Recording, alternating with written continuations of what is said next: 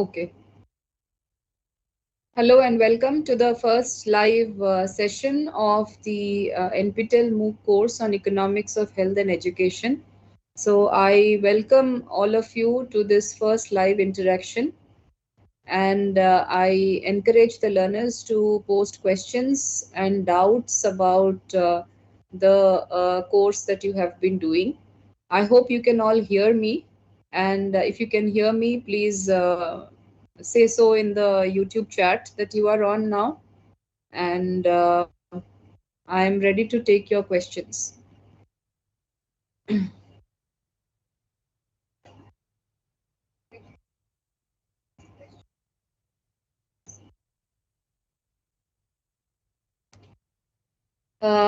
Just to sort of initiate you into this discussion, so far, I believe we have done about 4 modules in this course.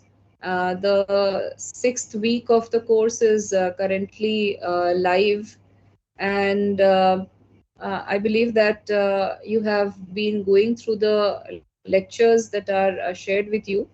In the first week of this course, we sort of focused on health and education and human development. What are the links of health and education achievements to human development? In this, we basically saw that health and education are two important indicators when it comes to assessing achievements in human development. And we also sort of looked at what is the significance and what are the interconnections of health and education with respect to development. In the second class of this week one, we delved into a very important discussion in health economics, which is whether we should view investments in health and education as some form of human capital, or it should be viewed as human right. And then we tried to understand what is the distinction between human capital and human right perspective to health and education. And while discussing the perspective, the human capital and human right perspective to health and education, we also saw that the conceptual framework of human development sort of takes the best of both of these worldviews of looking at health and education as human capital as well as a human right. Then, in the second week of this course, as we progressed, we started looking at the microeconomic foundations of health. And here we first began with understanding the unique aspects of health economics. Because when we understand demand and supply of goods and services in a market, generally we start with the assumption of perfect competition in markets as far as neoclassical economics is concerned. But in the context of health, we saw that there are many asymmetries, which makes health a very unique kind of a product. Because in the case of healthcare market, we often do not make direct demands for healthcare services. We go through agents, and these agents are doctors or other caregivers through whom we make demand for healthcare in the market. And therefore there are a lot of information asymmetries or lack of information on the part of consumers, which makes pricing of healthcare very unique as far as the healthcare market is concerned. So we studied many unique aspects of healthcare economics. We also saw that healthcare economics or healthcare markets is one of the markets where a lot of government intervention takes place, usually in the context of trading of goods and services in goods market or labor market. We see that we talk about less interference of the government, less of our economics you may have heard of. But in the context of health and health and education, we saw that there is a lot of interference of the government, or there's a lot of intervention of the government. So that was one of the unique aspects. And then we sort of tried to discuss health in the context of public good framework. We saw that there are a lot of public good characteristics as far as health is concerned. Then when we followed progressed in that week, we also saw that studied about we try to differentiate between perfect competition and healthcare markets. Then we studied the demand for healthcare model, which is a very basic Grossman model that we studied, where health is looked at as an investment good as well as a consumption good. We also understood health as a concept of durable capital stock.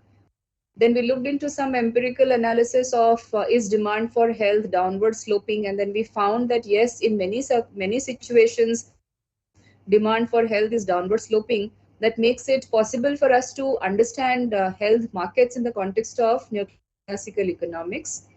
Then we studied about the supply side. We looked at the demand for insurance model. Then we understood the concepts of adverse selection and moral hazard. With respect to the microeconomic foundations of education, we made a very important distinction between physical capital and human capital. Then we saw how physical capital is traded within markets and how human capital is traded within markets. And then we looked at a very basic model of human capital investment. We studied about a few influential thinkers in this field. Based upon global data, we studied about production of education and returns to education. We've also looked at the concept of fiscal functions of budget policy and the concept of public good. We asked this very important question about whether education can be viewed as a public good or a private good or a quasi-public good. We got introduced to the concept of market failures and corrections. And so far we have made quite a lot of progress in the course. So with the end of week 6, I'm sure the learners have been introduced to some of these basic ideas about health and education, the way economists understand. And with this knowledge, I'm sure you will be able to hold a discussion and debate surrounding healthcare expenditure, education expenditure, demand for health and education, and so on. So with this introduction, I now invite learners to please engage with me in a live chat. If you have questions, please feel free to put those questions and I'm happy to take them.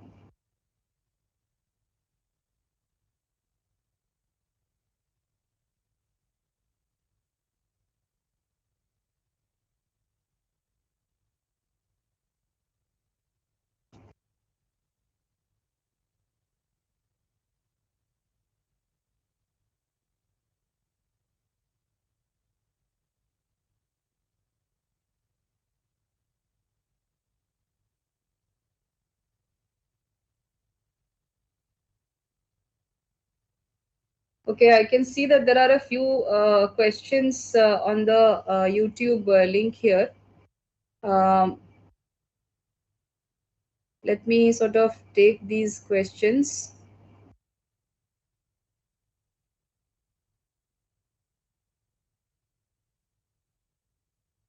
Okay, so let me first take some questions regarding the course that have come up. So Nazmul Haq is asking, what is the importance of economics of health and education? Now, when we are studying, when we study microeconomics or when we study macroeconomics, often we are interested in trying to understand various variables within the economy. For example, in microeconomics, we want to understand the price system, right? So when we say the price system, we want to understand how goods and commodities are demanded and supplied within the market, how the price is determined, and so on. But and then we start with a lot of assumptions regarding how markets are functioning and so on. But in the context of health and education, there is a lot of macroeconomic factors that goes towards understanding how health markets function, how education markets function, and there are a lot of financing issues with regard to health and education in the context of the macroeconomy.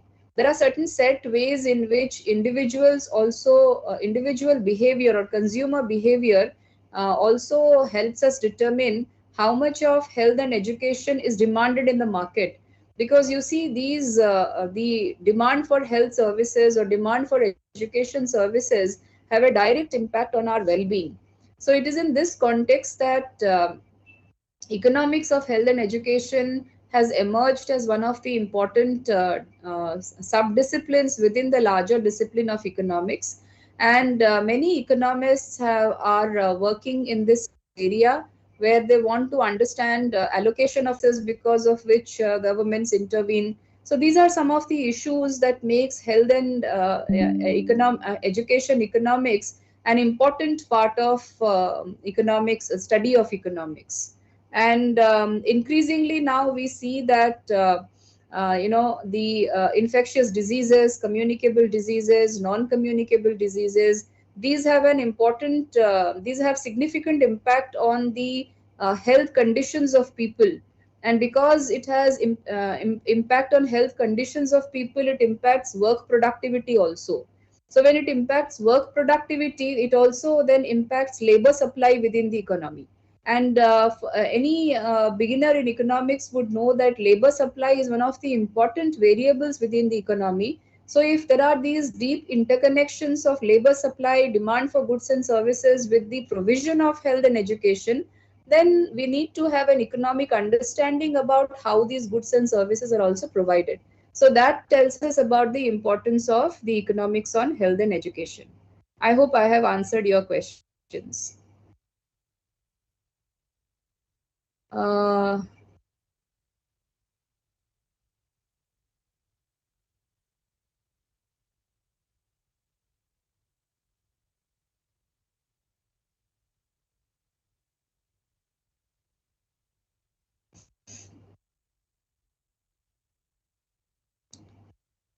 Let me look up some more comments.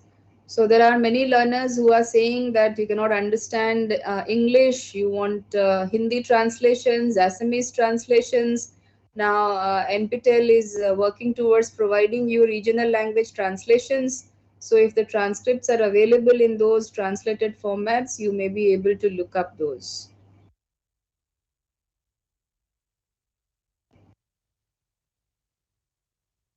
There's a learner, Sunil Meher. He's asking how climate change is impacting health, and can you elaborate on this topic in Indian context?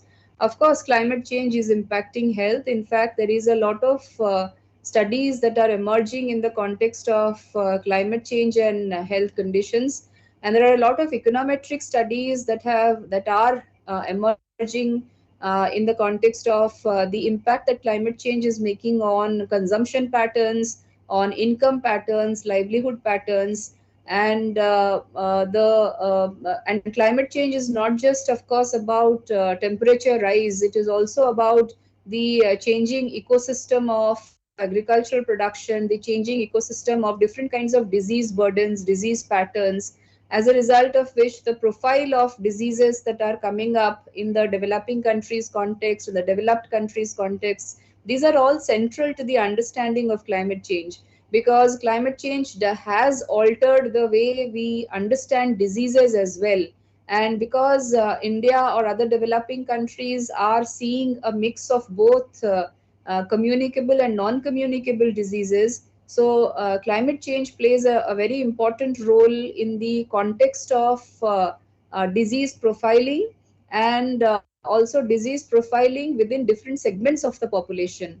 And this is where in the later weeks you will see I have taken classes on social determinants of health, where we are discussing about intermediate determinants of health. We are discussing about structural determinants of health. So it is in this context that when we are understanding a health system, climate change also becomes plays a very important role in the context of health. And this is a very important area of research in Indian context as well.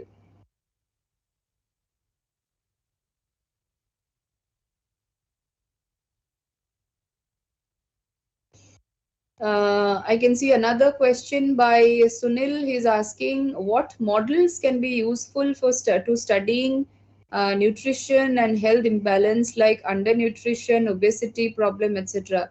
See, if you are talking about econometric models, there are many innovative econometric models these days that researchers are working on to understand nutrition and health imbalance. But before we can start working on models, we also need to have a very good economic understanding about the interconnections between nutrition and health, because nutrition and health are not the same thing. Nutrition indicators and health indicators are different from each other. So when we talk in terms of health outcomes or health impact, we are talking about well-being. But in terms of the impact of nutrition, although they are related, because good nutrition, of course, leads to good health, but nutrition in itself is also valued. It need not necessarily be assessed in terms of good health outcomes. But nutrition in itself, whether there is diversity of food that we are consuming or not, in itself is also a very useful exercise. So yes, there is a lot of work on nutrition in the context of economics, nutrition and income connections, nutrition and income connections via health. In fact, these all there are a lot of interconnections with nutrition, health, education, income, and employment. So all of these are central to the understanding of development economics. And in this course, we have chosen to focus only on health and education, but nutrition has deep connections with interconnections with health also. So we need to understand these interconnections, and once these interconnections have been understood, then we can determine what model we should be using for studying these interconnections. Uh, because we are in good health, then it is intrinsically important as an achievement, because when you live long, then you experience many good things in life. So it is intrinsically important. But it is also important because consumption of good health, or what we are saying is, when we are spending on our good health, it is helping us to work better. So health as a consumption good has a direct impact on incomes, or a direct impact on the wages that we are earning in the market. So in that sense, health is a consumption good, because it gives us more utility. It is an utility enhancing consumption good. But it is also an investment good, because if because then it becomes an input in better conditions of living. So if you are investing in your health, then it is basically an input indicator which helps you to do things better. So in that sense, it is both a consumption good and an investment good.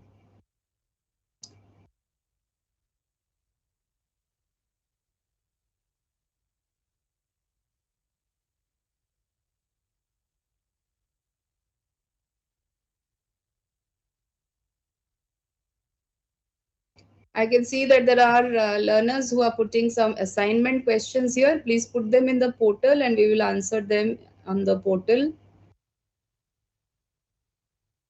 Sanjay Basumatari is asking, how is financial problem impacted in health and education? This question is not clear. Please try to reframe this question and put.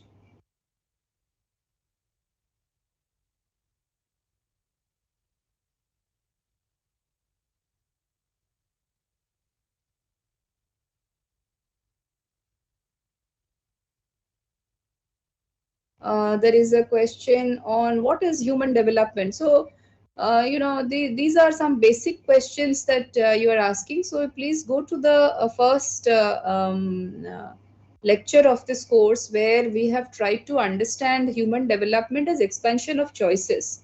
You see, in economics, when we are trying to in economics, when we are trying to understand about demand for goods and services, we are basically saying that we are making a choice of for different goods and services. So in that sense, so demand for goods and services is giving us some utility, right? Now, are we demanding goods and services only because they give us utility, or we are also demanding goods and services because inherently they are important for us? So this is where the concept of human development comes in. Human development talks about education, health, and income, not just because they have utility, but also because they are inherently important for human beings. Like we can choose to not acquire education or not secure education, but we are securing education for because we are looking at it as some form of human capital investment. It will help us to secure better jobs in the future.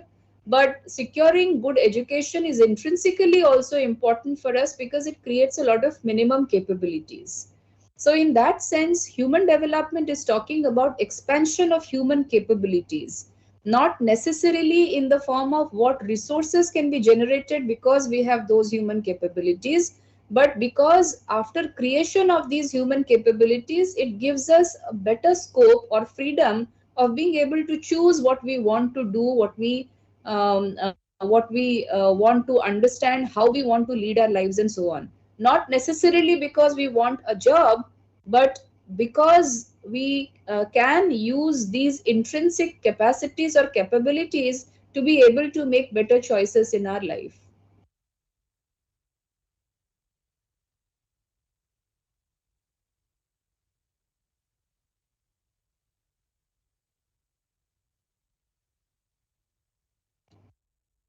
So Sunil is asking, I have done health economics and advanced health economics courses already. That's very good. So just want to know what theoretical models can be useful and what econometric tools. I would request you, Sunil, to put us these questions on the portal, because these questions will require answering given a context. If there is a certain problem statement in your mind, then please share the problem statement with us, and then we will be able to suggest to you what econometric or theoretical models you can use.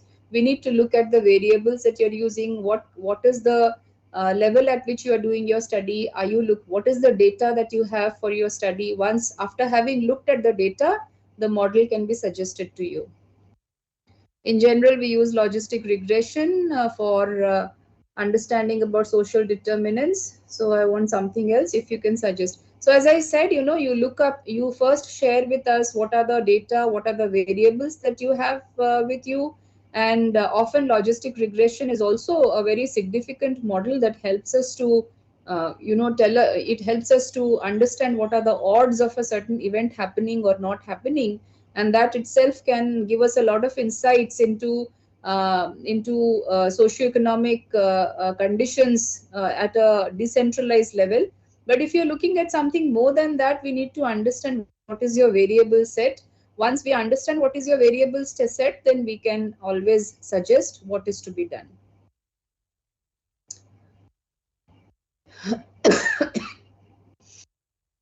Okay, I can see that there are a lot of learners who want the instructions to be in Hindi and Assamese and so on. While I appreciate the fact that you want these regional language translations, but currently we don't have the capacity to be able to give out regional language instructions. But the transcripts team may be able to provide you regional language transcripts.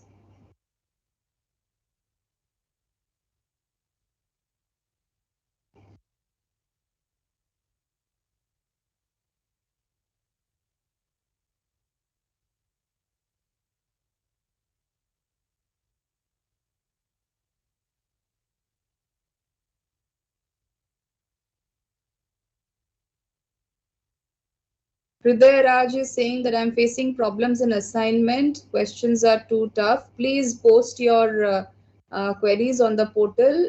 The teaching assistants and myself will be able to sort out these issues.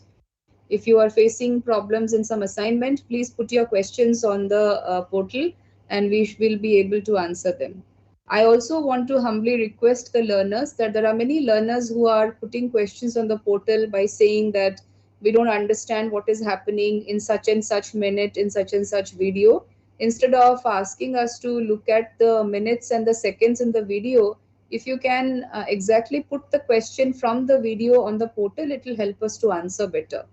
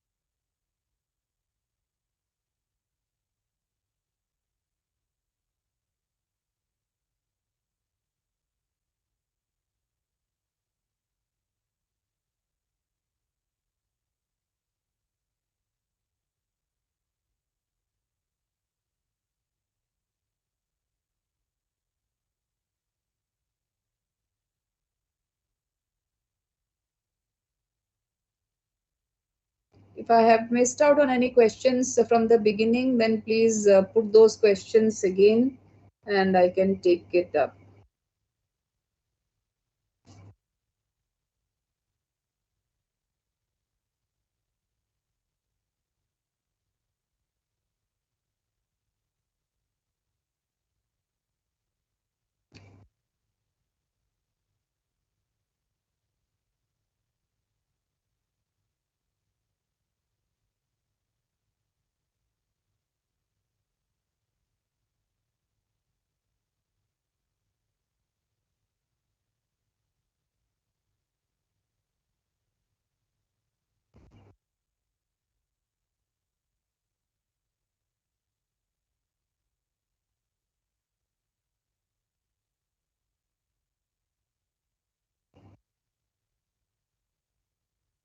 Learners, if there are any questions on the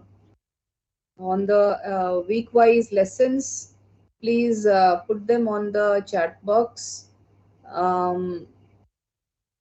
This opportunity of live interaction can be taken further.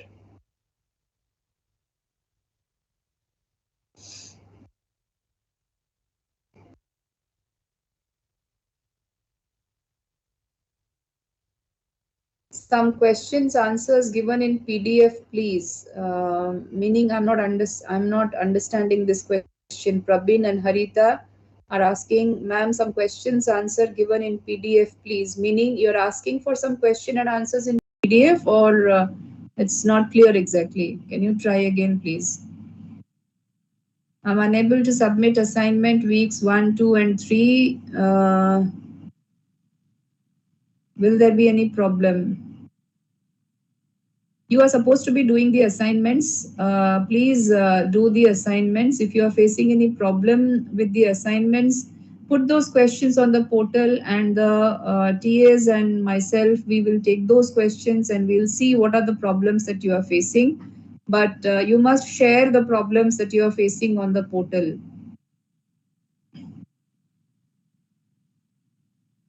Should we do assignments? Yes, you must do assignments. That will help you with your final exam.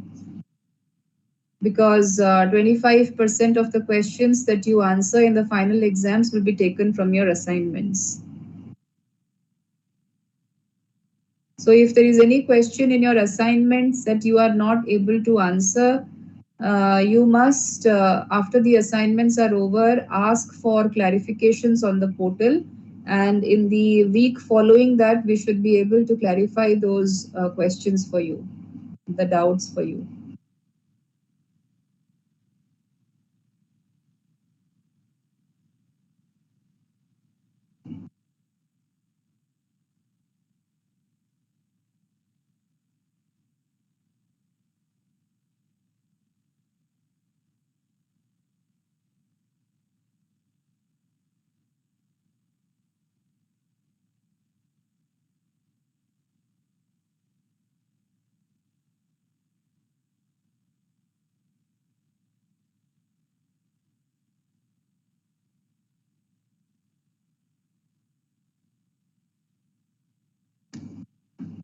Okay, so if there are no further questions, then we will end this live interaction here.